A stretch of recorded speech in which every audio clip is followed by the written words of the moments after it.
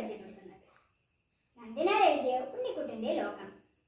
നമ്മുടെ വീടും പരിസരവും അടുത്തുള്ള ചെടികളും പൂക്കളും കൊച്ചു പ്രാണികളടക്കമുള്ള എല്ലാ ജീവികളും ഒരു കൊച്ചുകുട്ടി എങ്ങനെയാണ് കാണുന്നത് എന്നാണ് ഈ പുസ്തകത്തിൽ പറയുന്നത്.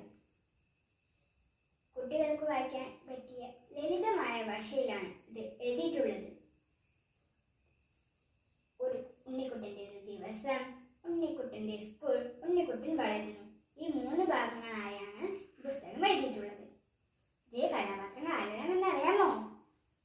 ഉണ്ണിക്കുട്ടൻ, ഉണ്ണിക്കുട്ടൻ്റെ മുത്തശ്ശൻ, മുത്തശ്ശി, ഉണ്ണിക്കുട്ടൻ്റെ അമ്മ, അച്ഛൻ, ഉണ്ണിക്കുട്ടൻ്റെ ചേട്ടൻ കുട്ടേട്ടൻ, ഉണ്ണിക്കുട്ടൻ്റെ അനിയത്തി അമ്മിണി.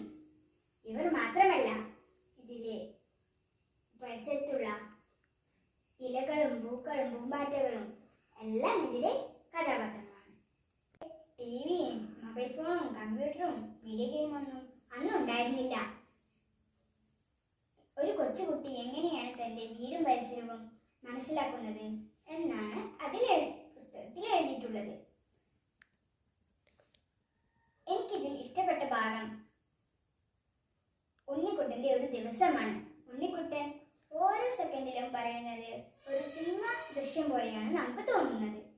ഉണ്ണിക്കുട്ടൻ്റെ കാലിൽ മുള്ളു തറച്ചു കയറുന്നതും, ഉണ്ണിക്കുട്ടൻ അമ്പലത്തിലേക്ക് പോകുന്നതും, ഉണ്ണിക്കുട്ടൻ തേക്കില അരച്ച് ചോര നിറമുണ്ടാക്കുന്നതും, ഉണ്ണിക്കുട്ടൻ്റെ ഏട്ടൻ്റെ ഒപ്പം വഴക്കിടുന്നതും ഒക്കെ വീട്ടിൽ നടക്കുന്ന പോലെയാണ് നമുക്ക് തോന്നുന്നത്.